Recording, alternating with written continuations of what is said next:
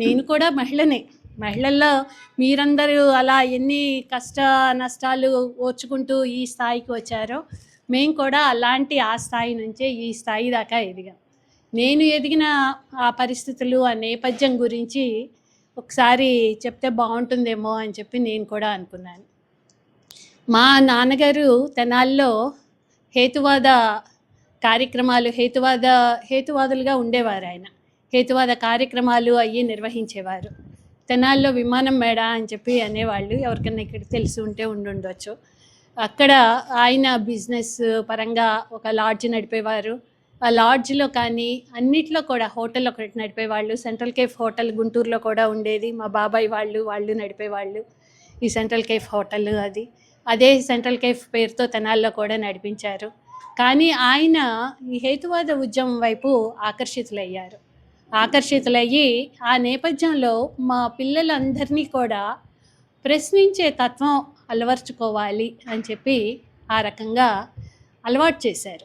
దేన్నైనా క్వశ్చన్ చేయండి, ఇది ఇలా ఎందుకు ఉంది అని చెప్పి మూఢంగా దేన్ని నమ్మొద్దు, ఏది యాక్సెప్ట్ చేయొద్దు. అలా మూఢంగా ఉంటే ప్రతిదాన్ని క్వశ్చన్ చేయండి. క్వశ్చన్ చేస్తే మీ ఆలోచన దృక్పథము, ఆలోచన పరిధి పెరుగుతుంది అని చెప్పి అదొక అలవాటు చేశారు మాకు.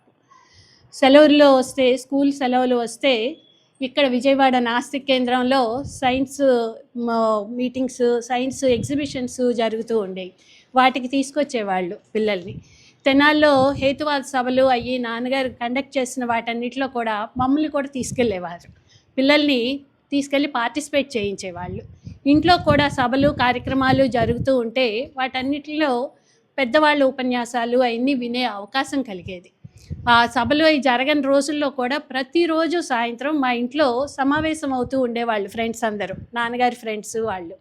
వీటి గురించి ఆలోచనలు మాట్లాడటాలు చేస్తూ ఉండేవాళ్ళు. వాటి వల్ల మేము చాలా ప్రభావితమయ్యాం. చాలా ఆలోచన అన్నది పెరుగుతూ ఉంటుంది మనకి. ఇప్పుడు పెడుతున్నట్టు బొట్టు ఎందుకు పెట్టుకుంటాం, పసుపు ఎందుకు రాసుకుంటాం, మెట్టెలు ఎందుకు పెట్టుకుంటాం, మంగళసూత్రం ఎందుకు కట్టుకుంటాం, ఇలాంటి క్వశ్చన్స్ అన్నీ కూడా బేసిక్గా రావాలి ఆడవాళ్ళకి కానీ ఎవరికైనా.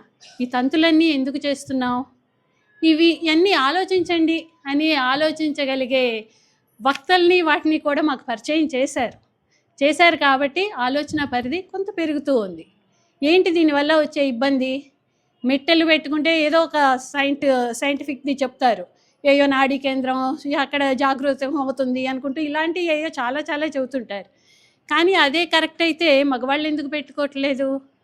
ఓన్లీ ఆడవాళ్ళకే ఎందుకు ఆ మెట్టెలు అవసరమైంది?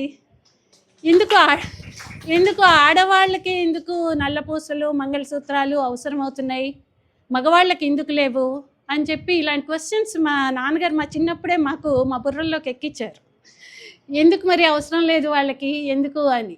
ఎందుకంటే ఒక పెళ్ళైన ఆడపిల్లని ఒకరి ప్రాపర్టీ అని చెప్పి చూయించుకోవటం కోసం ఒక ఐడెంటిఫికేషన్ కావాలి.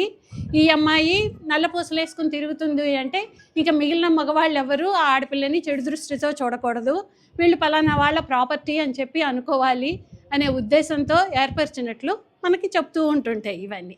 అవన్నీ ఏ కాలాల్లో? ఒకప్పుడు మొగల్లో వాళ్ళు దాడులు చేసేటప్పుడు అప్పుడు వాళ్ళు గౌరవించేవాళ్ళు.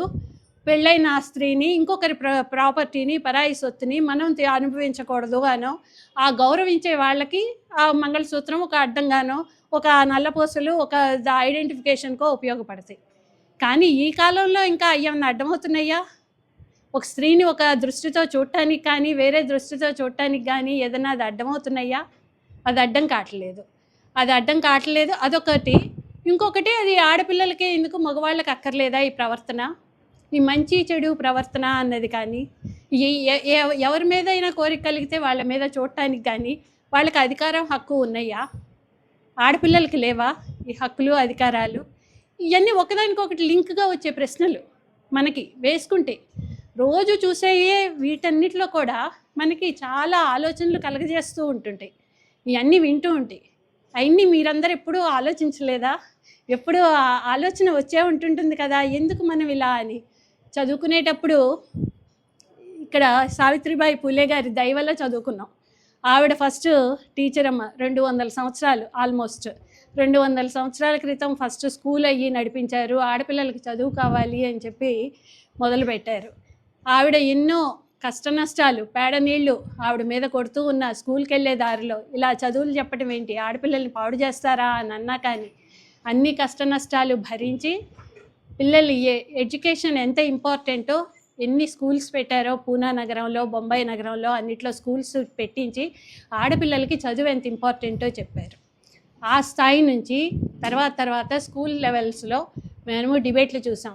ఆడపిల్లలకి చదువులు అవసరమా, ఒకవేళ చదువులు అవసరమైనా వాళ్ళకి సెపరేట్ కాలేజీలు కావాలి, సెపరేట్ ఆడపిల్లల కళాశాలలు వాటికైతే పంపిస్తాము అని చెప్పి పెద్దలు అంటే, పోనీ ఆడపిల్లలకి సెపరేట్ కాలేజీలు అలా అయినా పోనీ ఎలాగో ఒకలాగా వాళ్ళకి చదువు అన్నది కావాలి అని చెప్పి వాటిని ఎంకరేజ్ చేయటం జరిగింది. ఆ తర్వాత కాలంలో అసలు ఆడపిల్లలకి సెపరేట్ కాలేజీలు అవసరమా, ఏ మగపిల్లలతో కలిసి ఎందుకు చదువుకోకూడదు, కలిసి చదువుకుంటే వచ్చే నష్టం ఏంటి, వీళ్ళు ఆకర్షణలకు గురవుతారు, ఆకర్షణలకి గురైతే అది ఆ వయసుకి సహజం, 16 ఏళ్ళు 18 ఏళ్ళు ఆ వయసుకు సహజం. కానీ ఆకర్షణల్ని అదుపులో ఉంచుకోవటం మనకి విద్య నేర్పిస్తుంది. ఆ విద్యని సరిగ్గా ఆకలింపు చేసుకుంటే ఆకర్షణలను కూడా అదుపులో పెట్టుకుంటాం, ఏది ముఖ్యమో తెలుసుకుంటాం, మనకు ముందుకు భవిష్యత్తుకి ఏది అవసరమో పునాదులు వేసుకుంటాం. ఆలోచనలు వచ్చినాయి, కో ఎడ్యుకేషన్లు వచ్చినాయి. ఇలా కాలేజీల్లో కొద్ది కాలం డిబేట్లు నడిచాయి, ఆడపిల్లలకి విద్య అవసరమా అని. ఆ తర్వాత కాలాల్లో వచ్చిన పుస్తకాలు, నవళ్ళు అవన్నీ కూడా ఆడపిల్లలకి ఉద్యోగాలు అవసరమా, ఉద్యోగాలు చేయటం అవసరమా, పెళ్ళికి ఒక కండిషన్, ఈ అమ్మాయి పెళ్లి వరకు ఏ ఉద్యోగం చేసుకున్నా పెళ్లి తర్వాత ఉద్యోగం చేయడానికి వీల్లేదు, మా ఇంట్లో ఉండాలి, మా ఇంట్లో కలిసిపోవాలి, మెంబర్ లాగా ఉండాలి, మేము చెప్పిన మాట వినాలి అని చెప్పి వాటన్నిటికీ కూడా ఒబ్లైజ్ చేస్తూ వచ్చారు. ఆ తర్వాత ఉద్యోగాలు ఆడపిల్లలకి కూడా అవసరమేను, వాళ్ళు తీసుకొచ్చే సంపాదన చాలా బాగుంది, చాలా అందంగా ముద్దుగా ఉంది. ఎడిషనల్ ఒక్కసారి కట్నంగా ఒక్కసారి వచ్చేస్తూ ఉంటుంటుంది, దానికంటే సంపాదన వస్తే ఇంకా బాగుంది, ఎడిషనల్ ఇన్కమ్ ప్రతి నెల. అందుకని ఉద్యోగాలు చేయనిద్దాం అని చెప్పి ఒక పర్మిషన్ మనకి ఇచ్చారనమాట, బయటకి తిరగటానికి, ఉద్యోగాలు చేయటానికి. కానీ వాళ్ళు ఇచ్చే పర్మిషన్స్ వాటన్నిటిలో కూడా మనకి ఉపయోగం జరుగుతూ వచ్చింది. వాళ్ళు ఏ రకమైన ఆలోచనలతో ఇచ్చినా మనకి విద్య చదువుకోవటానికి అవకాశం దొరికింది, ఉద్యోగాలు చేయటానికి అవకాశాలు దొరికినప్పుడు ఆడపిల్లలు అంతటితో ఆగుతున్నారా, వాళ్ళ ఆలోచనలు విస్తృతపరచుకుంటున్నారు, వాళ్ళ ఆలోచనల అవగాహనని పెంచుకుంటూ దానికి ఇప్పటికీ ఈ స్థాయికి వచ్చాం. ఏ స్థాయికి వచ్చాము, సమానత్వ సాధనలో ఇప్పటికి ఏ స్థాయిలో ఉన్నాము అంటే కొంతవరకు ముందడుగు వేసాం. శాంతం వచ్చామా అంటే సగం కూడా వచ్చామా అని అనుకోవచ్చు, సగం దాకా వచ్చామేమో. ఇప్పుడు విద్య అవసరం అన్నారు, ఉద్యోగాలు అవసరం అని చెప్పి అంటూ ఉంటున్నారు, అవి కూడా ఇంకా అందరి బుర్రల్లోకి ఎక్కలేదు. ఇంకా అందరికీ కూడా వాళ్ళ మనసుల్లోకి ఆడపిల్లలకి విద్య అవసరము, ఉద్యోగాలు అవసరము, వాళ్ళు బయట పనిచేయటం అవసరం, సమాజంలో తిరగటం అవసరము అన్నవి ఇంకా ఆలోచనలు శాంతం అందరికీ కూడా ఎక్కలేదు. ఎందుకు అందరికీ అంటే పురుషులకే కాదు, స్త్రీలకు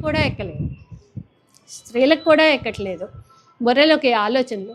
ఎందుకు, మనకి ఒక రాజ్యాంగం రాసుకున్నాం, స్వతంత్రం వచ్చిన తర్వాత ఒక రాజ్యాంగం రాసుకున్నాం, సమానత్వం ఒక హక్కు మనందరికీ, ఆడపిల్లలు మగపిల్లలు అన్న తేడా చూయించకుండా అందరినీ సమానంగా చూడాలి, విద్యా అవకాశాలు, ఉద్యోగ అవకాశాలు అందరికీ సమానంగా ఉండాలి అని చెప్పి మన రాజ్యాంగం చెప్తుంది.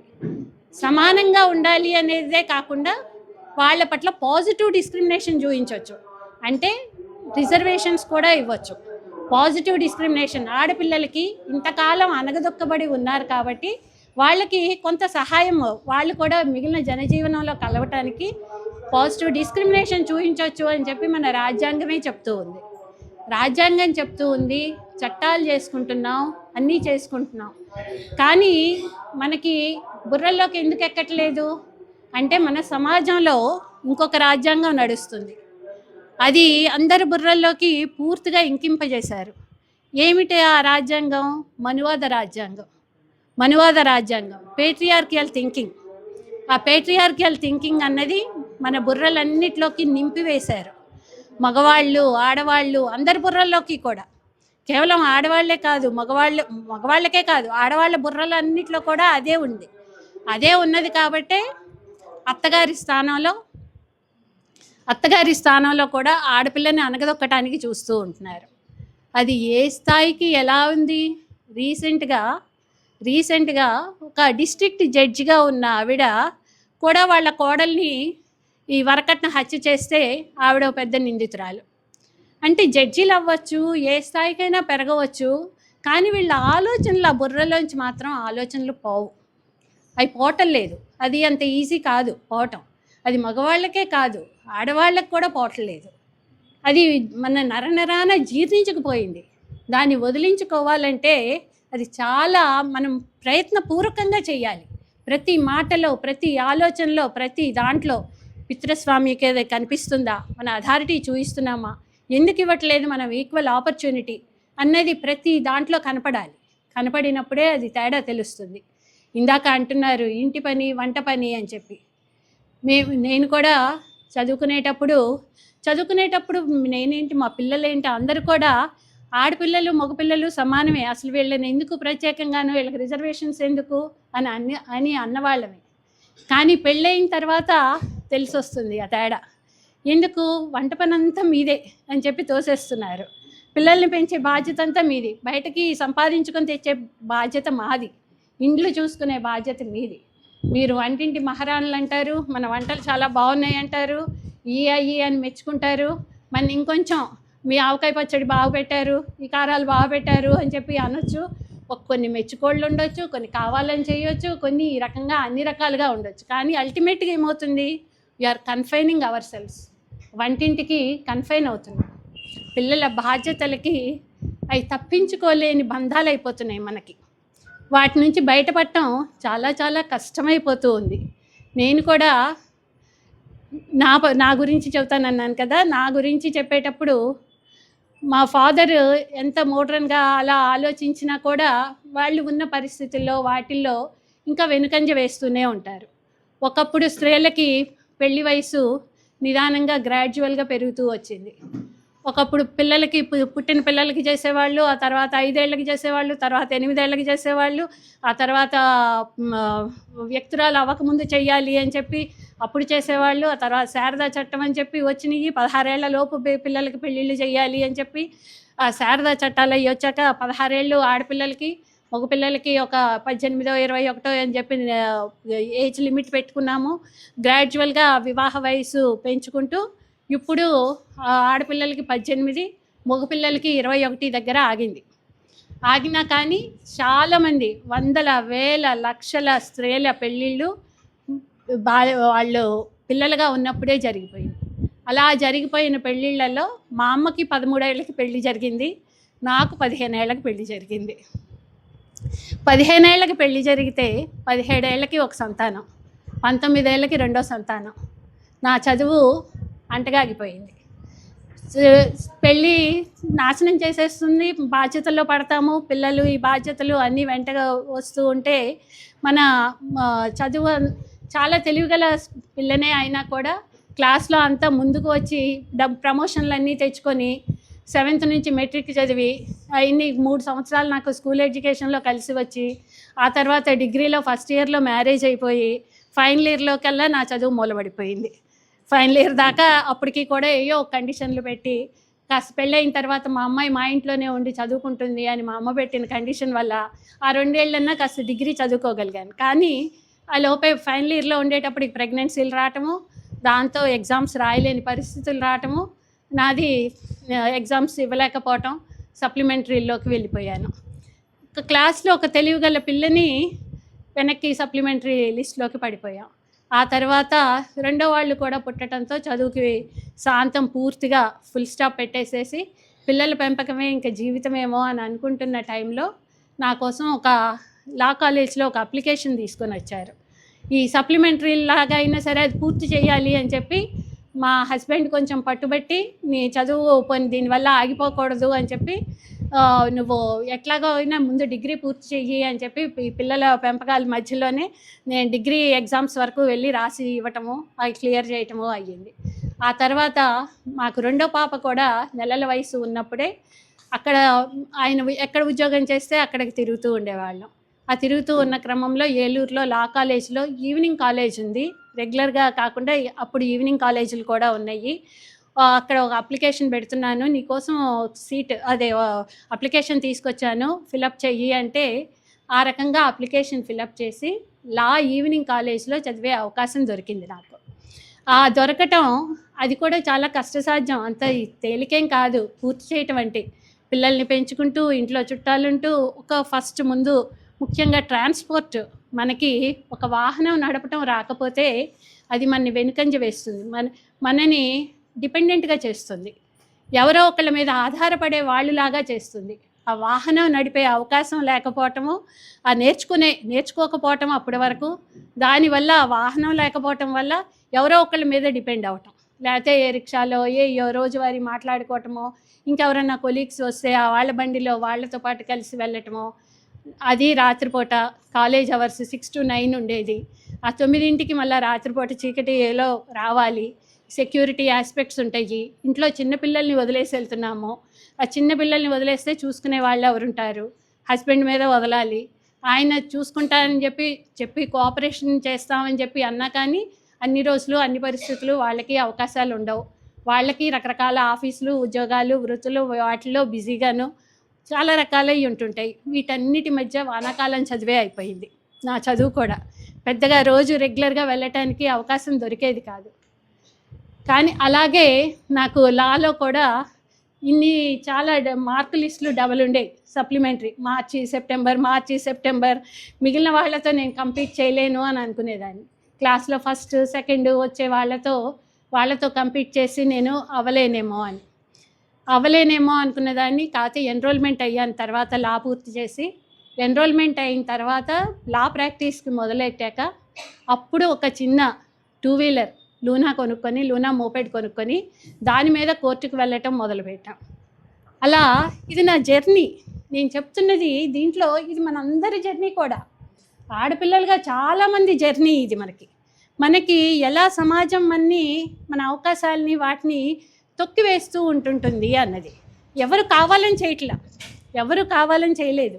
చిన్న వయసులో పెళ్లి చేశారు, పిల్లలు వచ్చారు, అందరూ ఎంకరేజ్ చేశారు. మా ఫాదర్ ఎంకరేజ్ చేశారు, మా హస్బెండ్ ఎంకరేజ్ చేశారు, నాకు చుట్టుపక్కల వాళ్ళు సహాయపడ్డారు పిల్లల్ని పెంచడానికి అన్నిటికీ కూడా.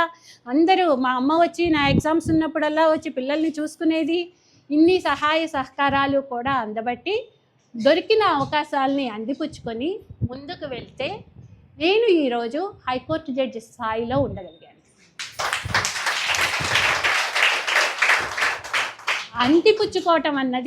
అవకాశాలను అందిపుచ్చుకోవటం అన్నది మన ఆడవాళ్ళందరికీ కూడా వెన్నతో పెట్టిన విద్యే.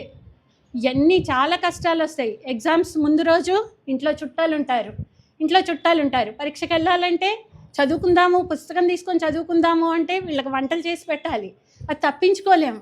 మర్యాదలు ఏం చెయ్యాలో తెలియదు. ఇలాంటి కష్టాలని అన్నిటినీ కూడా ఎదుర్కొని, తలనొప్పులు అన్నిటినీ కూడా భరించి పరీక్షలు రాసుకొని మనం నిరూపించుకోవాలి, ఏదో ఒకటి చేసుకోవాలి. మనం డిపెండెంట్లుగా మిగిలిపోకూడదు. భర్తలు మంచి ఉద్యోగాల్లోనే ఉన్నా మనం డిపెండెంట్గా అయితే ఒక చిన్న చూపు ఉంటుంటుంది ఎప్పుడైనా. కానీ ఒక డబ్బులు ఖర్చు పెట్టుకోవటానికి దేనికి ఆ స్వతంత్రత ఉండదు. ఆ స్వతంత్రత రావటం కోసమే మనం ఎంతో కొంత సంపాదించుకోవాలి. ఆ సంపాదన, ఆ ధైర్యం, అది నాకు నా మొట్టమొదటి ఉద్యోగం అసిస్టెంట్ పబ్లిక్ ప్రాసిక్యూటర్గా. ఎగ్జామ్స్ రాసుకొని పరీక్షలో పాస్ అయ్యి అసిస్టెంట్ పబ్లిక్ ప్రాసిక్యూటర్గా నా మొట్టమొదటి సంపాదన వచ్చినప్పుడు నాకు కలిగిన ఆనందం, అది సంపాదన గురించి కాదు, ఆనందం. యాక్చువల్గా ఉద్యోగం చేస్తున్నప్పుడల్లా వచ్చేది, ఆ టైంలో అనుకోకుండా వచ్చే గెస్ట్లు, ఇంటి పనులు ఇలా వస్తూనే ఉండేవి. నేను అప్పుడుకి ఒక మనిషిని పెట్టుకున్నాను వంట చేసుకోవటానికో, ఇంటి పనులకి వాటికి ఒక వంటకి మనిషిని ఏర్పాటు చేసుకోగలిగాను. నా పనిని ఇంకొకళ్ళకి ఇస్తే ఇంకొకళ్ళకి ఉద్యోగం వచ్చింది, ఇంకొక స్త్రీకి ఉద్యోగం వచ్చింది. నేను బయట నా సామర్థ్యానికి తగ్గ ఉద్యోగం నేను నిర్వర్తించగలుగుతున్నాను. ఆ ఉద్యోగం నేను ఇంట్లో చేసే కష్టానికి నాకు పెద్ద గౌరవం దక్కకపోవచ్చు, ఇంట్లో వాళ్ళ ప్రేమ అభిమానాలు అంతవరకే ఉంటాయి. కానీ అదే పనిలో నేను 10వ వంతు పనిచేస్తేనే బయట నాకు బోల్డంత విలువ, గౌరవం వస్తున్నాయి. ఎందుకు వస్తున్నాయి? తోటి మగవాళ్ళ కంటే కూడా నేను బ్రహ్మాండంగా చేయగలుగుతున్నాను. ఆ ఉద్యోగాన్ని, ఆ వృత్తిని, నా పనిని, అది వాళ్ళకంటే బాగా ఆనెస్ట్గాను ఇంకా చక్కగాను నేను నిరూపించుకోగలుగుతున్నాను నన్ను నేను. అది చూయించుకుంటే బయట సొసైటీకి మనం ఈ ఆడపిల్లలు వీళ్ళు ఎంత బాగా చేస్తున్నారు, వీళ్ళు డబ్బులు తీసుకోకుండా తోటి వాళ్ళు కరప్షనో లంచాలో తీసుకొని చేసే పనిని వీళ్ళు ఏమీ లేకుండానే బాగానే చేస్తున్నారే అని అనిపించుకోగలిగాం. ఒక పేరు తెచ్చుకోగలిగాం. ఆ పేరు తెచ్చుకోవటం మనకి ఒక ధైర్యం ఇస్తుంది. ఆ ధైర్యం నెమ్మదిగా ఇంకా ముందుకు వెళ్ళటానికి అవకాశాలని వాటన్నిటినీ కూడా ఇచ్చింది. ఆ తర్వాత నేను నా కెరీర్ని ఒక ఉద్యోగంతోనో ఒక దాంతోనో ఆపలేదు. ఒక ఉద్యోగం వచ్చాక అప్పటికి ఈవినింగ్ కాలేజీల్లో చదవటం అన్నది అలవాటైపోయింది కాబట్టి ఆ అలవాటుతో పోస్ట్ గ్రాడ్యుయేట్ డిప్లొమాలు, డిగ్రీలు, పోస్ట్ గ్రాడ్యుయేషను లాలో కూడా చేసి పిహెచ్డి కూడా చేశాను. ఆ పిహెచ్డీలు చేయటాలు, ఎగ్జామ్స్ రాయటాలు ఇవన్నీ ఒక ధైర్యాన్ని ఇస్తాయి. ఈజీతో రాయటాలని, ఒక ఈజీతో వెంటనే ఎగ్జామ్స్ రాయటాలని వాటన్నిటి సాయంతో అప్పుడు direct district judge recruitment exam పడ్డప్పుడు అది రాసి అది సఫలీకృతం కాగలిగాను. అది రాయటానికి కూడా నాలో లోపాలేంటి అన్నది నన్ను నేను చెక్ చేసుకోగలిగాను. మనం ఎక్కడ వెనకబడి ఉన్నాము, దేంట్లో వెనకబడి ఉన్నాము, మనం ముందుకెళ్ళాలంటే ఎలా వెళ్ళాలి అన్నది మనని మనం చెక్ చేసుకోగలిగాను. నేను అప్పుడు దాకా పబ్లిక్ ప్రాసిక్యూటర్గా చేయటం వల్ల క్రిమినల్ సైడ్ నాకు అవగాహన ఉంది, సివిల్ సైడ్ నాకు అవగాహన లేదు. కానీ ఒక జిల్లా జడ్జిగా చెయ్యాలి అంటే బోత్ సివిల్ అండ్ క్రిమినల్ కేసులు రెండూ చేయాల్సిన అవసరము రెండింటి గురించి ఉంటుంది. నాకు సివిల్ కేసులు చెయ్యని అనుభవం లేమి ఉంది కాబట్టి వాటిలో నన్ను నేను ఇంప్రూవ్ చేసుకోవాలి, ఆ బేసిక్ క్వాలిటీస్ ఎలా ఇంప్రూవ్ చేసుకోవాలి అని చెప్పి వాటికి కోచింగ్ తీసుకున్నాను. ప్రత్యేకంగా కోచింగ్ తీసుకొని వాటిలో బేసిక్స్ గురించి రోజు కష్టపడి 3-4 గంటలు, మనం కష్టపడటం అంటే 3-4 గంటలు మనకి దొరకటమే చాలా కష్టం. మన ఉద్యోగాలు చేసుకుంటూ ఇవన్నీ చేసుకుంటూ ఒక 3-4 గంటలు వాటి మీద సమయం కేటాయించగలిగితే ఆ ఎగ్జామ్స్ని పాస్ అవ్వగలిగాను. District judge direct recruitment competitive ఎగ్జామ్ని అది పాస్ అవ్వగలిగిన తర్వాత ఉద్యోగంలో ఆ డిస్ట్రిక్ట్ జడ్జి ట్రైనింగ్ అయ్యేటప్పుడు మాకు అకాడమీలో అప్పుడు మా డైరెక్టర్గా కూడా ఒక మహిళ ఉన్నారు, మస్తానమ్మ గారని. ఆ మహిళ మాకు మొట్టమొదటి చెప్పిన మాట ఏంటంటే, మీరు ఇంకా కూడా ఈ పితృస్వామ్య భావజాలం, ఆవిడ మాట వాడలేదు కానీ పతియే పరమదైవం అని అనుకుంటూ వాళ్ళ బూట్లు పాలిష్లు చేసుకుంటూ వాళ్ళకి టిఫిన్లు పెట్టాలి, అన్నాలు పెట్టాలి అని అనుకుంటూ మీరుంటే ఈ ఉద్యోగంలో కష్టం. ఈ ఉద్యోగం 24 గంటలు మీరు కాన్సన్ట్రేషన్ చేయాల్సి ఉంటుంది. ఫైళ్ళు చదువుకోవాలి, వేగంగా చదవగలగాలి, తీర్పులు వేగంగా ఇవ్వాలి. మన ఆల్రెడీ జ్యుడిషియరీ మీద ఒక చాలా పెద్ద అపప్రద ఉంది. ఇప్పటికే చాలా నిదానం అయిపోతున్నాయి కేసులు డిస్పోజల్ చేయటం అన్నది. వేగంగా చెయ్యాలి అంటే మనం ఆడపిల్లలుగా మనం నిరూపించుకోవాలి అంటే మీరు మీ భర్తల్ని పిల్లల్ని చూసుకునే పక్కన పెట్టండి. పక్కన పెడితే తప్పితే మీరు ఈ టైంని కేటాయించలేరు అని ఆవిడ మాకు ఇచ్చిన మొట్టమొదటి సలహా. అంటే భర్తల్ని తక్కువ చేయమని కాదు, దానికోసం మాకు జ్యుడిషియరీలో కొంతవరకు అటెండర్స్ని ఇస్తారు. ఆ పనులు చేయటానికి మీకు సహాయం చేయటానికి మనుషుల్ని మేము ఇస్తాం, కానీ మీరు చేయవలసిన పని మీరు చేయాల్సి ఉంటుంది అని చెప్పి ఆ రకమైన కోఆపరేషన్ అన్న కొంత బయట నుంచి అడ్మినిస్ట్రేషన్ నుంచి మా జ్యుడిషియరీ నుంచి కూడా మాకు దొరికింది. కాబట్టి మేము కొంత మమ్మల్ని మేము పూర్తి టైం మా ఉద్యోగ బాధ్యతలు నిర్వర్తించుకోవటానికి ఉపయోగించుకోగలిగాం. ఆ రకంగా మళ్ళీ మెరిట్ అన్నీ ప్రూవ్ చేసుకుంటేనే హైకోర్టు జడ్జి సెలక్షన్ అంటే దీనికి మళ్ళీ చాలా ఉంటుంది.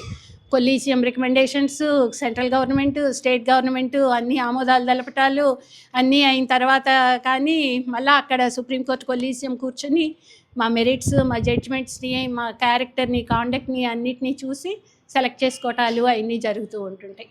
అవన్నీ చాలా టైం టేకింగ్ ప్రాసెస్. మళ్ళీ లిటిగేషన్లో పడిపోయి వీటిలో కూడా ఒకళ్ళకి ఎక్కువ మార్కులు, ఒకళ్ళకి తక్కువ మార్కులు వచ్చిన వాళ్ళు కోర్టులకు వెళ్ళటాలు, వాటిల్లో 4 సంవత్సరాలు నష్టపోయి వీటిలో హైకోర్టు జడ్జిగా చివరికి చేయగలిగాం.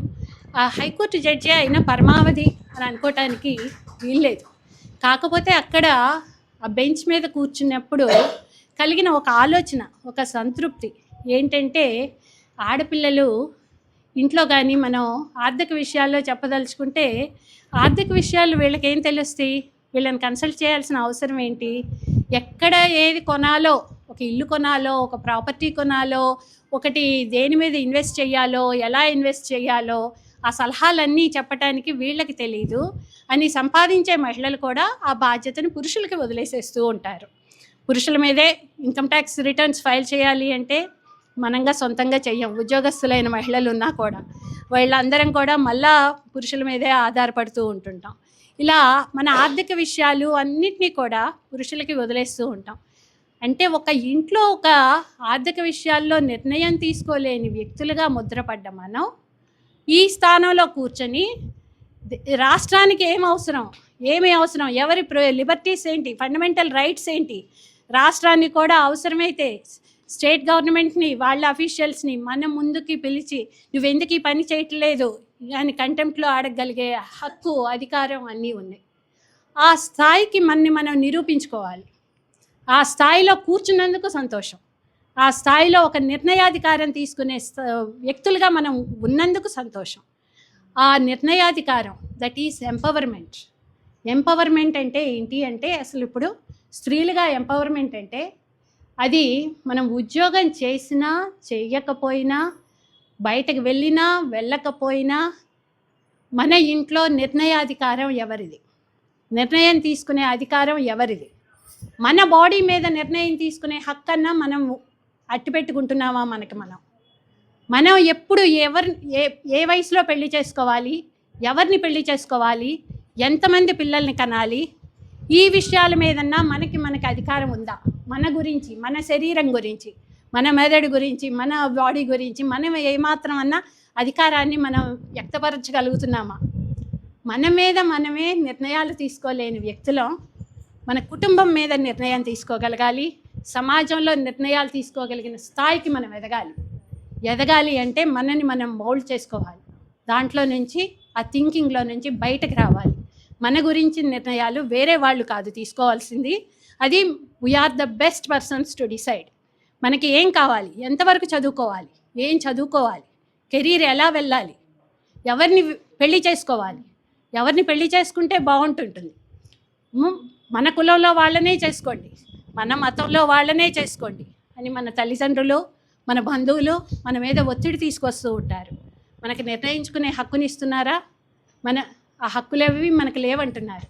మనం ఎంతమంది పిల్లల్ని కనాలో మన అత్తగారు వాళ్ళు నిర్ణయిస్తారు. మా కుటుంబాల్లో మాకు ఫ్యామిలీ ప్లానింగ్ లేవు, మేము ఇలా ఎంతమందిని అంటే అంతమందిని కనాల్సిందే అని అనేవాళ్ళు చాలామంది కుటుంబాల్లో చూస్తాము. ఈ రకంగా మన దాని మీద ఒక నిర్ణయం తీసుకునే హక్కు మనం పోరాడటం కోసమే. దానికి చదువు అక్కర్లేదు, దానికి చదువు లేకపోయినా కానీ చాలామంది స్త్రీలు ఆ నిర్ణయాలు తీసుకోగలిగారు. వాళ్ళ ఇళ్లలో వాళ్ళు నిర్ణయాలు తీసుకుంటున్నారు ఇప్పటికీ కూడా. ఆ నిర్ణయాధికారం చదువుకున్నా చదువుకోకపోయినా, ఉద్యోగం చేసినా సంపాదించకపోయినా ఆ శక్తి కావాలి, ఆ మానసిక శక్తి కావాలి. ఆ మానసిక శక్తి, ఆ ధైర్యం మనకు ఎక్కడి నుంచి వస్తాయి? మన సొసైటీ నుంచి, చుట్టుపక్కల వాళ్ళ నుంచి మనం కూడా తెచ్చుకోగలగాలి. మనం కూడా వీటిని అణిచేయటానికి అన్ని రకాలు చేస్తూనే ఉంటుంటారు, అన్ని రకాల ప్రయత్నాలు చేస్తూ ఉంటారు.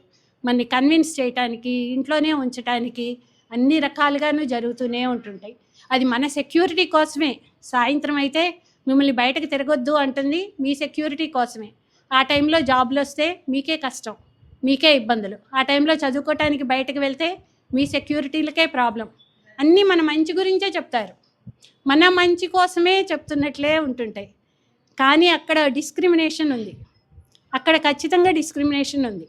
ఆడపిల్లలకి మగపిల్లలకి మధ్య ఆ తేడాని చూపిస్తూనే ఉంటున్నాం. ఆడపిల్లలు రీసెంట్గా నేను బయట అసలు చెప్పొచ్చునా లేదా అని అనుకున్నాను. ప్రైమ్ మినిస్టర్ గారు ఒక వీడియో రిలీజ్ చేస్తూ మొన్న జంతర్ మంతర్లో ప్రొటెస్టులు చేస్తూ ఆడపిల్లలు బూతులు వాడారు, నన్ను తిట్టారు, నన్నైతే కాదు మా తల్లిని కూడా తిట్టారు అని చెప్పారు.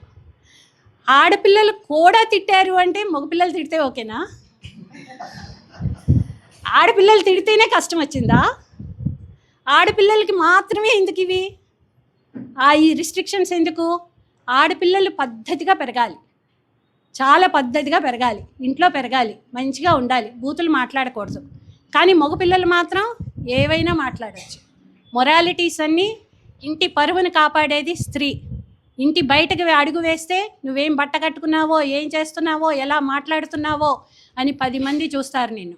కాబట్టి ఇంటి గౌరవాన్ని కాపాడాలంటే స్త్రీగా నువ్వు అని చెప్పి ఎలా ఉండాలి, ఎలా నడుచుకోవాలి అని చెప్పి చిన్నప్పటి నుంచి మనకు పురాణాల దగ్గర నుంచి అన్నీ నూరిపోసారు.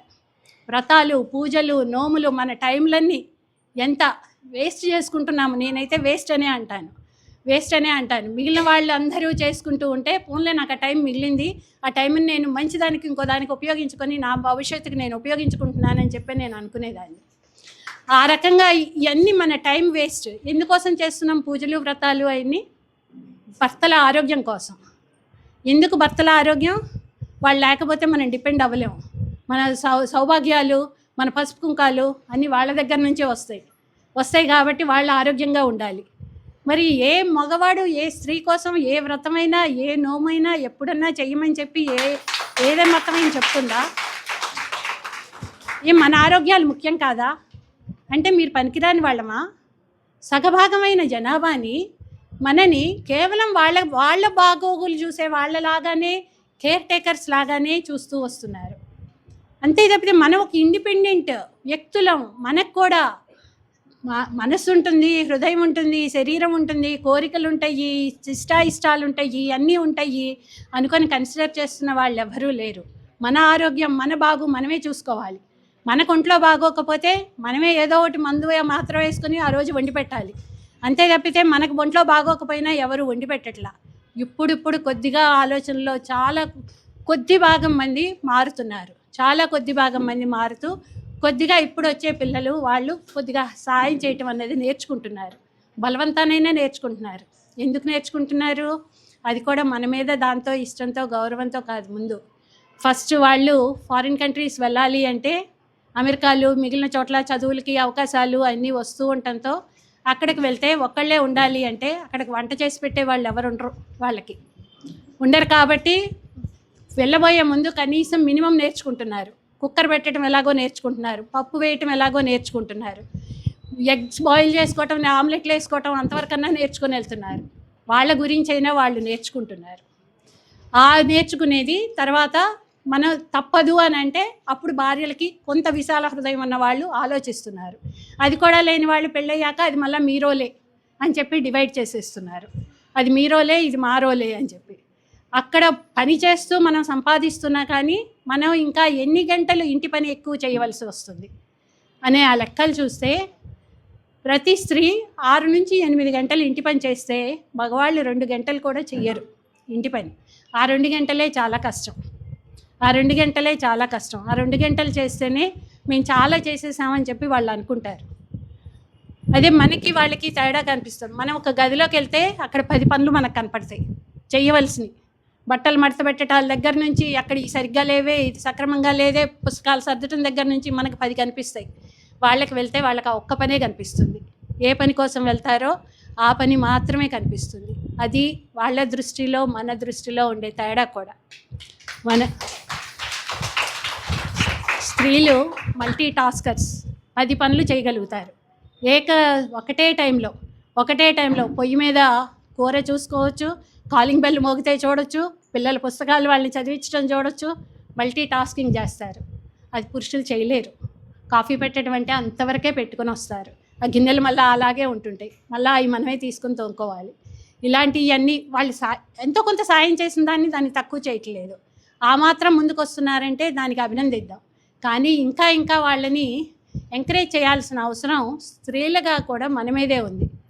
ఆకాశంలో సగం, భూమి మీద సగం అన్నాం. సగం మంది స్త్రీలమైతే సగం మంది పురుషులు కదా. ఆ పురుషులంతా ఎవరు? ఈ స్త్రీలకు పుట్టిన మన బిడ్డలే వాళ్ళందరూ. అంటే మనమే వాళ్ళకి మంచి చెడ్డలు నేర్పుకోలేదు. చిన్నప్పుడు ఇంట్లోనే వాళ్ళని సరైన పద్ధతిలో పెంచుంటే వాళ్ళు ఇప్పుడు ఇలా దుర్మార్గంగా మన మీదే చేతులు ఎత్తే స్థాయికి ఎదగరు. మనమే కనుక వాళ్ళని సరిగ్గా సక్రమంగా ఆడపిల్లల్ని కూడా గౌరవించడం నేర్పిస్తే ఈ రకంగా రారు. ఆ బాధ్యత తల్లులుగా కూడా మన మీద ఉంది. తల్లులుగా పిల్లల్ని సక్రమంగా పెంచవలసిన బాధ్యత తల్లులుగా మన మీద ఉంది. ఇంకా అది కాకుండా సమాజంలో చుట్టూతా చూసి నేర్చుకుంటుంటారు. వీళ్ళని చూసి ఇలాగే అదుపులో పెట్టాలి, స్త్రీలను అదుపులో పెట్టాలి, అదుపులో పెట్టకపోతే వాళ్ళు మన మాట వినరు అనే ఈ మాటల దగ్గర నుంచి ఆర్థిక పనులన్నీ నీవేను, వాళ్ళు సంపాదించి తెచ్చినా వాళ్ళని కంట్రోల్లో పెట్టుకోవటం అన్నది నీ బాధ్యత అన్నవి వాళ్ళకి నూరిపోస్తూ ఉంటుంటారు సమాజంలో. వాటన్నిటి ఇన్ఫ్లుయెన్స్లో నుంచి బయటపడేయటం వాళ్ళని చాలా కష్టం. వాటిల్లోంచే ఒకటి ఈ సారా ఉద్యమాలు, ఇవన్నీ కూడా. వాటి వల్ల వాళ్ళ ఫ్యామిలీని వాటిని వాళ్ళు ఎలా నెగ్లెక్ట్ చేస్తున్నారో, ఇంటి అభివృద్ధిని చూడకుండా, పిల్లల్ని చూడకుండా, ఇంటికి అవసరమైన ఫుడ్ని, ఆహారాన్ని కూడా వాళ్ళు సంపాదించుకున్న కొంత ఉంటే దాన్ని సారాకే తగలవేస్తూ ఉన్నారు. భార్యలు సంపాదించి తెస్తే దాన్ని లాక్కుపోయి సారాకి తగలవేస్తూ ఉన్నారు. ఫ్యామిలీస్ ఎంత నష్టపోతున్నాయి అవి అనుభవించే వాళ్ళకి తెలుస్తుంది ఆ బాధ. అందుకని దాంట్లో నుంచే మహిళలే ఉద్యమించారు. ఎక్కువ ఎఫెక్ట్ అయ్యింది ఎవరు? మహిళలు, పిల్లలే. వీటి వల్ల ఆల్కహాలిజం వల్ల ఎఫెక్ట్ అయ్యేది. దానివల్ల వాటి ఇబ్బందులన్నీ తెలుసు కాబట్టే మహిళలే ముందుకొచ్చారు. వాళ్ళ కుటుంబాలని వాళ్ళు బాగు చేసుకుందాము అనే ఆలోచనతో మాత్రమే అది. అయినా కానీ గవర్నమెంట్లన్నీ కూడా వాటి డబ్బులతోటే నడుస్తూ ఉంటాయి, ఎక్సైజ్ డబ్బులతోటే నడుస్తూ ఉంటాయి. ఎక్సైజ్ లేకపోతే మనకు గవర్నమెంట్లకి ఆదాయాలు లేవు. కానీ ఆదాయం నుంచి తీసుకువచ్చి మనకి ఇప్పుడు ప్రతి దాంట్లో ఇంత పంచుతున్నాం అని చెప్పి, చదువుకునే తల్లులకి ఇంత ఇస్తున్నాము, రైతులకి ఇంత ఇస్తున్నాము, వీళ్ళకి ఇంత ఇస్తున్నామని ఉచిత పథకాలు ఇస్తున్నారు. ఉచిత పథకాలు అవసరమా మనకి? ఉచిత పథకాల వల్ల మన ఎకానమీ దెబ్బతింటూ ఉంది. ఉచితాలు ఎందుకు అలా పెంచుకుంటూ పోతూ ఉంటున్నారు? దానివల్ల వచ్చే పెన్షన్ డబ్బులు కొంతన్నా వస్తున్నాయని సంతృప్తి పడితే చాలా. మన దేశ భవిష్యత్తు అవన్నీ ఎంత వెనకకి వెళ్ళిపోతున్నాయి. ఇవన్నీ కూడా ఆలోచించుకోవాల్సింది మహిళలుగా మనమే. మన చుట్టూతా ఉన్న సమాజాన్ని ఎలా బాగు చేసుకోవాలి. సర్పంచులుగా ఎన్నికయ్యారు, 33% రిజర్వేషన్ ఇచ్చారు. పంచాయతీల్లో మున్సిపాలిటీల్లో 33% రిజర్వేషన్ వల్ల చాలామంది ఎవరు వాళ్ళ స్థానాలు వదులుకోవటానికి ఇష్టపడరు. కానీ ఇంకా తప్పనిసరి అవటం వల్ల కొంతమంది వాళ్ళ ఇంట్లో వాళ్ళ భార్యల్ని వాటిని సర్పంచులుగా నిలబెట్టారు, గెలిపించినప్పుడు ఏం చేశారు? వాళ్ళని పేరుకి మాత్రమే చూసి అన్ని వ్యవహారాలు వీళ్ళే నడిపిస్తున్నారు. ఆఫీసులకు వెళ్ళటాలు ఎక్సెప్ట్ సంతకాలు పెట్టని తప్పితే ట్రైనింగ్లకు వెళ్ళటాలు కూడా భర్తలే వెళ్తూ వస్తున్నారు. అన్నిటికీ కూడా అసలు ఈ రకమైన పరిస్థితి ఏంటి అని అందరూ విమర్శిస్తూ ఉంటే సర్పంచ్లు అన్న వాళ్ళని కింద కూర్చోబెడుతున్నారు. ఆ పేరుకి ఎస్సీ ఎస్టీలు వాళ్ళకి అని చెప్పి కేటాయిస్తే ఆ గ్రామాల్లో వాటిను ఆ సర్పంచ్లు అన్న వాళ్ళకి కూడా పదవికి దానికి గౌరవం లేకుండా వాళ్ళని కింద కూర్చోబెట్టి ఆ ఊరి పెద్దలు అన్న వాళ్ళే కుర్చీల్లో ఉండి నడిపిస్తూ ఉన్నాయి. ఫోటోల్లో అన్నిట్లో చూస్తూ ఉంటున్నాం, వార్తల్లోనూ. వీటన్నిటిలో మొదలు అలాగే అవ్వచ్చు, కానీ క్రమక్రమంగా తెలుసుకుంటారు వాళ్ళు. ఆ స్త్రీలు కూడా తెలుసుకుంటారు. మన పేరుని వాటిని ఎలా మిస్యూజ్ చేస్తున్నారో అర్థం చేసుకొని గ్రాడ్యువల్గా వాళ్ళు కూడా ఇంప్రూవ్ అవుతారు. అదే పరిస్థితిలో ఎల్లకాలం ఉండిపోవు. చదువుకున్న స్త్రీలు వస్తున్నారు ఇప్పుడు సర్పంచులుగా, గ్రామాల అభివృద్ధి కోసం చూస్తున్నారు. అవే పాలిటిక్స్లో మిగిలిన వాటిలో పార్లమెంట్కి, అసెంబ్లీలకి ఎందుకు రావట్లేదు అన్న ఆలోచనతోటే అక్కడ కూడా రిజర్వేషన్స్ పెడితేనే వస్తాయి. ఈ రిజర్వేషన్స్ వల్ల ఉపయోగం ఏంటో నాకు తెలుసు. మేము డిస్ట్రిక్ట్ జడ్జిగా ఎన్నికైనప్పుడు, డిస్ట్రిక్ట్ జడ్జిగా సెలెక్ట్ అయినప్పుడు నోటిఫికేషన్లో 10 పోస్టులకు నోటిఫికేషన్ ఇస్తే 7 మహిళలను సెలెక్ట్ అయ్యాం, 3 మగవాళ్ళు. యాక్చువల్గా 3 స్థానాలకు 4 స్థానాలకు మాత్రమే లేడీస్కి ఉమెన్ రిజర్వేషన్ ఉంది. కానీ మేము 7 సెలెక్ట్ అయ్యాం. 7 సెలెక్ట్ అయ్యి యాక్చువల్గా రిజర్వేషన్ మగవాళ్ళకే అవసరమేమో అన్నట్లు వాళ్ళని ఆ 3 స్థానాలకు లిమిట్ చేసాం. ఆ లిమిట్ చేసి వెళ్ళాం. కానీ మాకు తర్వాత గ్రాడ్యువల్గా మాకు జ్యుడిషియరీలో రిజర్వేషన్స్ 33% ఇంప్లిమెంట్ చేయటం మొదలుపెట్టారు. తెలంగాణలో కంబైన్డ్ ఏపీలో కానివ్వండి, తర్వాత తెలంగాణలో కానివ్వండి, రిజర్వేషన్స్ ఇంప్లిమెంట్ చేయటంతో ఇప్పుడు జూనియర్ సివిల్ జడ్జిలుగా ఉన్న మహిళలే 60% మంది ఉన్నారు. 33% రిజర్వేషన్ అయినా కానీ 60% మంది మహిళలు ఉన్నారు. అంటే ఒక్క రిజర్వేషన్ ఇస్తే మహిళలకి పురోగతికి అది ఎంత హెల్ప్ఫుల్ అవుతుంది అన్నది చెప్తున్నాను. ఒక రిజర్వేషన్ దాంతోటే అంతటితోటే ఆగిపోదు. ఆ రిజర్వేషన్ ఉంది అన్న దాంతో 10 మంది ఆ ఉద్యోగాల కోసం రాయగలుగుతారు, 10 మంది కంపీట్ చేస్తారు. వాళ్ళ ఇళ్లలో వాళ్ళు కూడా ఎంకరేజ్ చేస్తారు, ఒక ఉద్యోగం వస్తుంది కదా అని చెప్పి. ఎంకరేజ్ చేయడంతో అలా పిల్లలు చదువుకుంటున్నారు, కంపీట్ చేయగలుగుతున్నారు. ఇప్పుడు అన్నిట్లో వాళ్ళే సెలెక్ట్ అవుతున్నారు, ఎక్కువగా మగపిల్లల కంటే వాళ్ళే సెలెక్ట్ అవుతున్నారు. ఇది ఒక్క తెలంగాణలోనే కాదు, ఢిల్లీలో మిగిలిన చోట్ల కూడా అనుభవం అయింది. ఎక్కడెక్కడైతే రిజర్వేషన్స్ ఇచ్చారో అక్కడ స్త్రీలు ఎక్కువ శాతం మంది మా రిజర్వేషన్లు ఉన్న స్థానాల కంటే ఎక్కువ ప్లేసుల్లోకి వచ్చేసారు. అలా చెయ్యని రాష్ట్రాల్లో ఇంకా వెనుకంజ వేస్తూనే ఉన్నారు, ఇంకా వెనకబడుతూనే ఉన్నారు. అది రిజర్వేషన్ ఎలా హెల్ప్ఫుల్ అవుతుంది, ముందుకి ఎంకరేజ్ చేస్తుంది, యాక్సలరేట్ చేస్తుంది మన గ్రోత్ని అనే దానికోసం చెప్తున్నాను నేను. ఎంత 33% ఇచ్చినా కూడా it would be helpful for us. More than 50%కి వస్తాం. అసలు 50% మనం జనాభాలో 50% ఉన్నాం కాబట్టి 50% రిజర్వేషన్ ఇవ్వాలి అన్నది చాలా ఆమోదకరమైంది. కానీ అది ఇచ్చేవాళ్ళు ఎవరు? ఇప్పుడు మనకి ఇచ్చిన పార్లమెంటు అసెంబ్లీలో ఇచ్చిన రిజర్వేషన్లే, వాటి ఇంప్లిమెంటేషనే అవి ఎప్పటికవుతాయో నమ్మకం లేదు. దాన్ని డీలిమిటేషన్తో లింక్ పెట్టారు. డీలిమిటేషన్తో లింక్ పెట్టి అది అయిన తర్వాత మాత్రమే అప్పుడు మీకు మహిళలకి ఆ పెరిగిన స్థానాల్లో ఇస్తామంటున్నారు. ఆ పెరిగిన ఉన్న స్థానాలను ఎవ్వరూ వదులుకోవటానికి ఇష్టపట్టాల మగవాళ్ళు ఎవ్వరు. వాళ్లకున్న నియోజకవర్గాలు, వాళ్లకున్న స్థానాల్ని ఎవ్వరూ వదులుకోవటానికి ఇష్టపడకుండా స్థానాలు పెరిగితే ఆ పెరిగిని మీకు ఇస్తామంటున్నారు. ఆ డీలిమిటేషన్ బిల్లులో అదే ముందు చాలా అన్యాయాలుగా ఉంది. కొంత నార్త్ వాళ్ళకి ఉపయోగకరంగా, సౌత్ వాళ్ళకి ఇబ్బందికరంగా ఉన్నది. ఉండే ఆ డీలిమిటేషన్ అది పాస్ అవుతుందో లేదో ఎవరని చెప్పలేం. అది పాస్ అయితే కానీ ఉమెన్ రిజర్వేషన్ బిల్లు గవర్నమెంట్లో పాస్ చేసినా కూడా దానివల్ల ఉపయోగాలు మనకి దక్కుతాయా అన్నది నమ్మకం లేదు. ఇందాక సార్ గురించి చెప్తున్నారు బ్రహ్మారెడ్డి గారు. సార్ అంటే ఎలక్షన్ కమిషన్ వాళ్ళు పీరియాడికల్గా రివ్యూ చేస్తుంటారు ఓటర్స్ లిస్టుల్ని. ఆ ఓటర్స్ లిస్టుల్లో చాలా అవకతవకలు ఉన్నాయి అన్న పేరుతో ఇప్పటికీ 14 కోట్ల మంది ఓటర్ల పేర్లు తీసివేశారు. 14 కోట్ల మంది ఓటర్లు అంటే అది ఎంత శాతం? అది అసలు మనకి 140 కోట్ల జనాభా కనిపిస్తూ ఉంది కాబట్టి తక్కువ అనిపిస్తుందేమో, కానీ 14 కోట్ల మందికి ఓటులు లేవు అంటే అది ఎంత ఇబ్బందికరం. వాళ్ళ దగ్గరికి ఇప్పుడు ఏ రాజకీయ నాయకుడు వెళ్ళడు. మాకు ఈ అభివృద్ధి చెయ్యమని చెప్పి కోరటానికి వాళ్ళు ఇంకెవరు పట్టించుకోరు. ఇప్పుడు స్త్రీలుగా కూడా మన ఓట్లు పోయినాయి అంటే మనకేం కావాలో ఎవడు ఆలోచిస్తాడు? మనం ఓటర్లుగా మనని గుర్తిస్తున్నారు కాబట్టే మనకేమన్నా చేస్తామనో రిజర్వేషన్ ఇస్తామనో ముందుకు వస్తున్నారు. రేపు ఓటర్ల లిస్టుల్లో నుంచే మన పేర్లు తీసేస్తే మనకేం కావాలో ఎవడు పట్టించుకుంటాడు? ఏ పార్టీ పట్టించుకుంటారు? ఇప్పుడు కాస్త కూస్తో సపోర్ట్గా ఉంటున్నారనుకున్న అపోజిషన్ పార్టీలు కూడా పట్టించుకో. అది చాలా చాలా ఇబ్బందికరమైన, మనమే నష్టపోయే పరిణామం. వాటినన్నిటినీ అపోజ్ చేయాల్సిన అవసరం ఉంటుంటుంది. వీటన్నిటి గురించి స్టడీ చేయాల్సిన అవసరం ఉంటుంటుంది. స్టడీ చేయాలి, అపోజ్ చేయాలి. వీటన్నిటిగా మనం ఇంతవరకైనా అని అనుకోవటానికి అక్కర్లేదు. ఇప్పుడు ఈరోజు ఈ కాంగ్రిగేషన్ స్త్రీలందరూ ఉన్నారు అంటే ఎంతో కొంత విద్యావంతులు అనుకుంటే మన భవిష్యత్తు కోసమే మనం పోరాడాల్సిన అవసరాలు ఉన్నాయి. మన భవిష్యత్తు ఇవన్నీ నిర్ణయాలు సరైన పద్ధతిలో తీసుకుంటున్నారా లేదా గవర్నమెంట్ అని చెప్పి ప్రతి ఒక్కదాన్ని మనం ఒక భూతద్దం పట్టుకొని చూడాలి. దీనివల్ల ఏం నష్టం జరుగుతుంది, ఏం ఇబ్బందులు కలుగుతున్నాయి అని ప్రతి నిర్ణయాన్ని కూడా మనం విశ్లేషించుకోవాలి. జన విజ్ఞాన వేదిక, మహిళల సమత అని చెప్పి పెట్టుకున్న మీరు చేయాల్సిన కార్యక్రమం ఏంటో కొంచెం అంచనాకి నేను కూడా చెప్తున్నాను. వీటన్నిటినీ కూడా మీరు విశ్లేషించుకోవాలి. మీటింగ్స్లో వాటన్నిటిలో మాట్లాడుకుని చేస్తేనే అప్పుడు సమాజానికి ఏది ఉపయోగం, ఏది ఉపయోగకరం కాదు, వీటిని అపోజ్ చేయాలి. ఎలక్షన్ కమిషన్లు మిగిలినవి అన్నీ వాటికి తగ్గట్లుగా ప్రవర్తిస్తున్నాయా?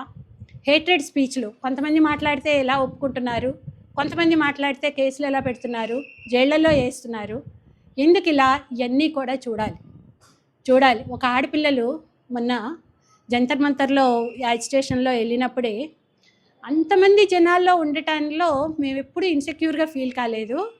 కానీ ఇంటికి వచ్చిన తర్వాత మమ్మల్ని ట్రోల్ చేస్తూ ఉంటే మాకు సెక్యూరిటీ లేక మేము చాలా ఇబ్బందులు ఫీల్ అవుతున్నాము అని చెప్తున్నారు. అంటే అంతమంది మగవాళ్ళు జనాలు, అంతమందిలో 4-5 రోజులు వాళ్ళు ఉన్నా కూడా, రాత్రిపూట అక్కడే పడుకున్నా కూడా ఏ ఇబ్బంది ఇన్సెక్యూర్డ్గా ఫీల్ కాని వాళ్ళు వచ్చిన తర్వాత, ఇంటికి వచ్చిన తర్వాత వాళ్ళు వెంటబడి ట్రోల్ చేస్తున్న వాళ్ళ బారిన పడి మేము తప్పు చేశాము, మమ్మల్ని క్షమించండి అని బ్రతిమలాడుకోవాల్సి వస్తుంది. ఎందుకు? మిమ్మల్ని రేపులు చేస్తాము, మిమ్మల్ని చంపేస్తాము అని వాళ్ళు బెదిరిస్తూ ఉంటుంటే, ఆ బెదిరింపులకి తట్టుకోలేక ఆ ఇల్లు ఖాళీలు చేయిస్తూ ఉంటుంటే వాళ్ళని ఒక 4-5 రోజులు యాజిటేషన్లో పాల్గొనటం అది మన హక్కు కదా, మన హక్కు కదా అది. అది మనకి ఫండమెంటల్ రైట్. మన యాజిటేషన్స్ పీస్ఫుల్గా ప్రొటెస్ట్లు ఉన్నంత వరకు ఒక యాజిటేషన్ చేయటం అది ఫండమెంటల్ రైట్. ఆ రైట్ని కాదు అని చెప్పి అది ఎంత క్రూరంగా అణిచివేశారు అన్నది కూడా చూస్తూ వస్తున్నాం. ఆడపిల్లలకి తాకితే మనం ముడుచుకుపోతాం. ఎవరన్నా తాకితేనే అసలు ఫీల్ అవుతాం. చాలా రోజులు, 4-5 రోజులు, కొద్ది రోజులు, ఒక్కొక్కసారి నెలలు పడుతూ ఉంటుంటుంది మళ్ళీ మనం మామూలుగా రావాలంటే. ఎందుకు? మన బాడీ ఇంటెగ్రిటీని వైలేట్ చేశారు అన్న ఉద్దేశంతో. అలాంటిది పోలీసులు లాంటి వాళ్ళని లాఠీలతో వాళ్ళని మర్మంగాల దగ్గర కొడుతూ బ్రెస్టుల మీద కాళ్ళు పెట్టి నొక్కేస్తున్నారు అంటేను ఏమనాలి? ఎంత ఫీల్ అవుతారు? శారీరకంగా బాధే కాదు, మానసికంగా కూడా అది ఎంత హింసిస్తుంది. ఈ వైలెన్స్ని ఎవరు ఎంకరేజ్ చేస్తున్నారు? దానికి బాధ్యత వహించవద్దా? అకౌంటబిలిటీ గురించి మాట్లాడితే తప్పంటున్నారు. అకౌంటబిలిటీ ప్రతి ఒక్కళ్ళు, ప్రతి బాధ్యత గల పదవిలో ఉన్న వాళ్ళు, they should be accountable to the public. వాళ్ళు they are public representatives, people's representatives, ప్రజల ప్రతినిధులు. వాళ్ళకి అధికారం ఇచ్చింది ఎవరు? మనం ఇచ్చాం ప్రజలుగా. వాళ్ళు సరిగ్గా ప్రవర్తించకపోతే వాళ్ళని దించేయటాలు, మీ బిహేవియర్ సరిగ్గా లేదు, మీరు సరైన దారిలో వెళ్ళటం లేదు, ఎగ్జామ్ సరిగ్గా కండక్ట్ చేయట్లేదు, ఏది సరిగ్గా చేయలేకపోతున్నారు అని అంటే వాళ్ళని దించేయాల్సిన బాధ్యత కూడా మన మీదే ఉంటుంది. We must be made them responsible, we must be made them accountable చేయాలి. వైలెన్స్ అంతు లేకుండా సాగుతూ ఉంది. నిర్భయ ఇన్సిడెంట్ 2012లో జరిగినప్పుడు అక్కడ ఆ చేసిన ఎక్యూజ్డ్ ఒక అతను జైల్లో ఉన్నప్పుడు బీబీసీ వాళ్ళు ఇంటర్వ్యూ చేస్తే ఏమన్నాడు? ఆడపిల్లలు ఒంటరిగా తిరుగుతారా? సాయంత్రం టైంలో బాయ్ ఫ్రెండ్తో తిరిగారు కాబట్టి మాకు రైట్ వచ్చింది ఆ అమ్మాయిని రేప్ చేయడానికి అన్నాడు. సాయంత్రం పూట తిరిగితే, పబ్లిక్ ట్రాన్స్పోర్ట్ బస్సులో తిరిగితే అమ్మాయిని రేప్ చేయడానికి వాడికి ఎలా రైట్ వస్తుంటుంది? వాడికి హక్కు ఎక్కడి నుంచి వస్తుంది? అసలు ఆలోచన, మనం చంపాల్సింది వాళ్ళకి ఉరిశిక్షలు వేయొచ్చు, ఏమైనా చేయొచ్చు, కానీ ఆలోచనని చంపాలి. ఆలోచనని ఎలా చంపాలి? వాళ్ళు పెరిగిన విధానాలు, వాళ్ళ ఆలోచన విధానాలు మనం ప్రతి క్షణం మన ఇళ్లలో పెరుగుతున్న మగపిల్లలు వాళ్ళని గమనిస్తూనే ఉండాలి. వాళ్ళని సక్రమంగా దారిలోకి తీసుకురాకపోతే ఇలాగే తయారవుతారు. మణిపూర్లో ఘటన చూసి సిగ్గుతో తలంచుకున్నాం అందరం. ఒక ఆడపిల్లల్ని వివస్త్రం చేసి, తల్లి కూతుర్లని వివస్త్రలు చేసి అందరూ తాకుతూ తీసుకువెళ్ళి సామూహికంగా రేపులు చేశారు అంటే వాళ్ళ మీద కేసులు పెట్టారా? లోపల వేశారా? ఇంతవరకు ఎందుకు చేయలేకపోతున్నారు? గవర్నమెంట్ అంత చేతగా ఉందా? వీడియోలు కూడా వస్తే మొహాలు కనపట్టలేదా ఎవరు చేశారో? ఎందుకు చేయలేకపోతున్నారు? వాళ్ళని అలా వదిలేయటం ఏంటి? అది చేతగాంతనం కాదా? Are we not government not accountable? బాధ్యత వహించాలి. బాధ్యత తీసుకోకుండా అసలు ఆ ప్లేస్కే వెళ్ళకుండా మేము అసలు కనీసం క్షమాపణ చెప్పకుండా ఇంతవరకు ఉంటున్నారు అంటే ఏమని చెప్పాలి? సిగ్గుతో ఏడాది తర్వాత అమ్మాయి చచ్చిపోయింది. ఏడాది పాటు బ్రతికింది అంటేనే ఎంతో కొంత వాళ్ళకి శిక్షలు వేస్తారేమో, వాళ్ళకి ఎంతో కొంత ఆశతో బ్రతికింది. ఆడపిల్లల ఆశల్ని సామూహికంగా మనమే నిర్మూలించేస్తున్నాం. గుడుల్లో రేపులు చేస్తున్నారు. ఆ కథువా ఇన్సిడెంట్ కాశ్మీర్లో 8 సంవత్సరాల ముస్లిం బాలిక మీద గుడిలో రేప్ చేయటం పూజారులు. How is it possible? అసలు ఎవడన్నా మతం మీద నమ్మకం ఉన్నవాడు, ధర్మం మీద నమ్మకం ఉన్నవాడు చేయగలిగిన పనేనా అది? అసలు చేయగలిగిన పనేనా? వేరే మతానికి చెందిన బాలిక అయితే మాత్రం. ఈ అన్యాయాలన్నీ ఉన్నావులో, ఉత్తరప్రదేశ్లో ఎస్సీ ఎస్టీ అమ్మాయిల మీద నాలుకలు కోసేస్తున్నారు హత్రాస్లో, వాటన్నిటిలో. వాళ్ళ తాలూకా వాళ్ళు కోసేటాలు, వాళ్ళని కేవలం శిక్షించకపోవటమే కాదు, ఇంకా ఏం చేస్తున్నారు? ర్యాలీలు చేస్తున్నారు, వాళ్ళకి సపోర్ట్ ఇస్తున్నారు. అది ఇంకా ప్రమాదకరమైంది. ర్యాలీలు చేస్తున్నారు పొలిటీషియన్స్ వాళ్ళకి సపోర్ట్గా, అడ్వకేట్స్ కూడా వాళ్ళకి సపోర్ట్గా చేస్తున్నారు, నిందితులకు సపోర్ట్గా వాళ్ళకి పూలదండలు వేస్తున్నారు. బిల్కిస్ బానోని రేప్ చేసిన వాళ్ళందరి మీద వాళ్ళని బయటకు తీసుకువచ్చారు. జైల్లో వాళ్ళకి లైఫ్ టైమ్ ఇంప్రిజన్మెంట్ ఇచ్చినా కూడా బయటకు తీసుకువచ్చారు, పూలదండలు వేస్తున్నారు, ఊరేగిస్తున్నారు, వాళ్ళకు గొప్ప పని చేశారు అని చెప్తున్నారు. బ్రిజ్భూషణ్ లాంటి వాళ్ళని సెక్షువల్ హెరాస్మెంట్లో నిన్నగాక మొన్న ఎక్విటల్ అయిపోయింది. ఎందుకు ఇంతమంది ఆడపిల్లలు వెయిట్ లిఫ్టింగ్లో ఉన్న వాళ్ళు అంతమంది వచ్చి గొడవ పెట్టారు? ఎందుకు వాళ్ళ మీద ఎఫ్ఐఆర్ చేయడానికే వీళ్ళు బోల్డ్ ప్రొటెస్టులు చేయాల్సి వచ్చింది, నిరసనలు చేయవలసి వచ్చింది. ఆ తర్వాత కూడా కేసులు నామమాత్రంగా అయిపోయినాయి. కానీ మన గవర్నమెంట్లు ఎవరిని సపోర్ట్ చేస్తున్నాయి? ఎవరికి సపోర్ట్ ఇస్తున్నాయి? నోరెత్తి మాట్లాడుతున్నారా ఇక్కడ ఉన్న గవర్నమెంట్లైనా? అంత వెన్నుముక్క లేని వాళ్ళలాగా ఎందుకు మారిపోయారు? పెడితే ఈడీ కేసులు పెడతారన్న భయం,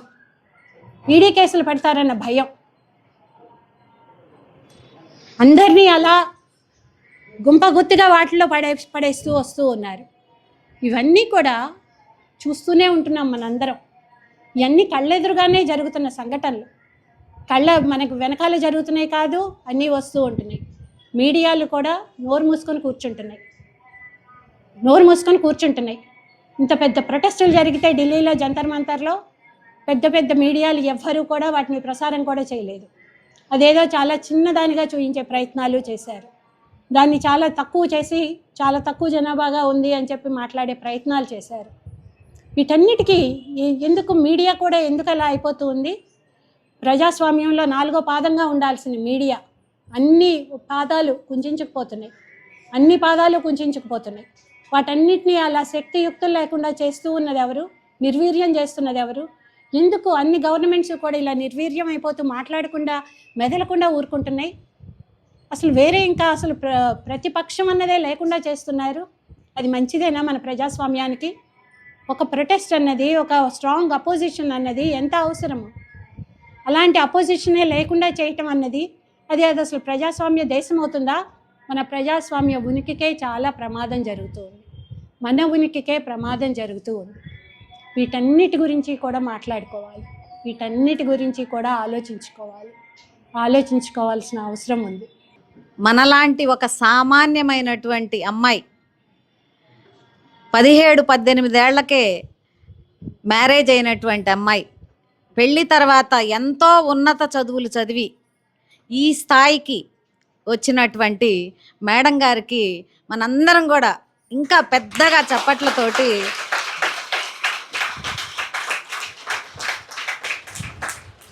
ఆమె చెప్పినటువంటి అన్ని విషయాలు మీరందరూ కూడా అవగాహన చేసుకోవాలి.